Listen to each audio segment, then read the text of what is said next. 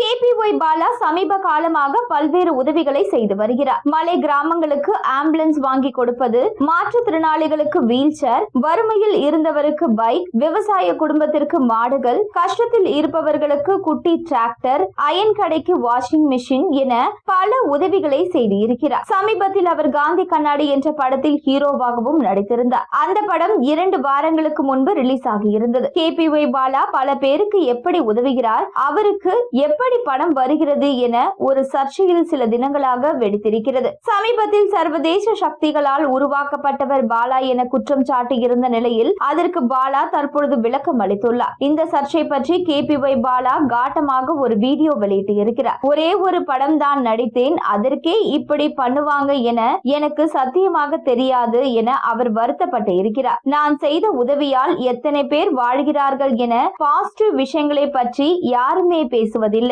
அந்த ஆம்புலன்ஸில் இருக்கும் நம்பர் பிளேட்டில் ஒரு டி எக்ஸ்ட்ராவாக ஒட்டி விட்டார்கள். அதை வைத்துக் கொண்டு எவ்வளவு பண்றாங்க, அதை வைத்துக் கொண்டு எக்ஸ்போஸ்ட் முகத்திரையை கிழித்தது என்றெல்லாம் சொல்கிறார்கள். நான் சர்வதேச கைகூலி என ஒருவர் கூறி இருக்கிறார். ஐயா, நான் தினக்கூலி. நான் சொந்தமாக சம்பாதிப்பதை மட்டுமே தான் உதவியாக செய்கிறேன். எனக்கு வெளிநாட்டில் இருந்து பணம் வரவில்லை. எனக்கு ட்ரஸ்ட் எதுவும் இல்லை. நான் அடுக்குமாடி வீடு, சொகுசு கார் என வாங்கி இருந்தால் இப்படி பிரச்சனை வந்து இருக்காது.